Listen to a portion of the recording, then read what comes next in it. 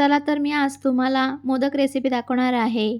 खोबरं, गूळ, पाणी, तांदळाचं पीठ, तूप, मीठ, ड्रायफ्रूट, केशर, जायफळ पावडर आणि खसखस. तर आपण रेसिपीसाठी सुरुवात करू. पातेलं ठेवलं, त्याच्यात पाणी टाकलं आहे. त्याच्यात 1 चमचा तूप टाकू. मीठ टाकू. थोडीशी साखर टाकू.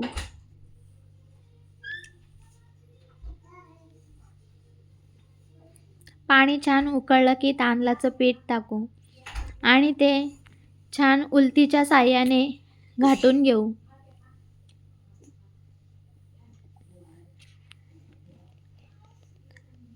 पिठाला 5 मिनिटासाठी वाफ काढू. आता कढई ठेवू. कढईमध्ये तूप घालू. तूप गरम झालं की त्याच्यामध्ये आपण खोबरं घालू.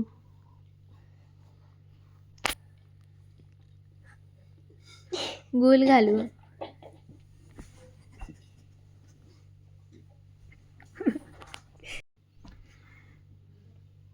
सगळं मिश्रण छान एकजीव करून घेऊ.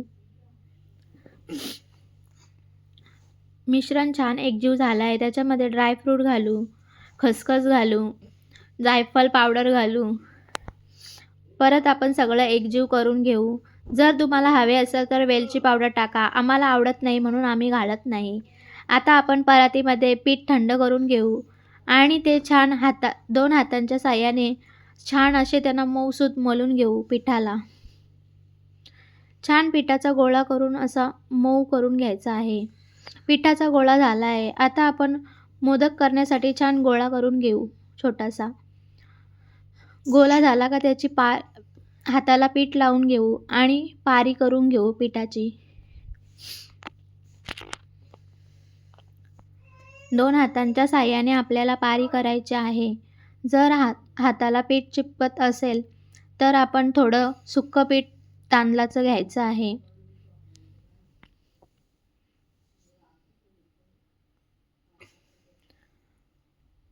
पारी करून रेडी आहे.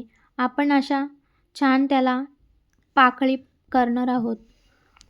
अशी छोट्या छोट्या अंतरावर पाकळी करून घ्यायची आहे.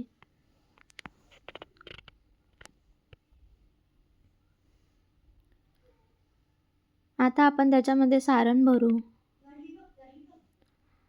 सारण झालं की हाताच्या साहाय्याने आपण त्याला असं वरच्या दिशेने वळून घेणार आहोत.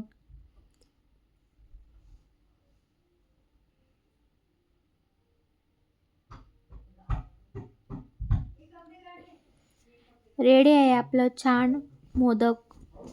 असेच सगळे छान मोदक आपण करून घेणार आहोत.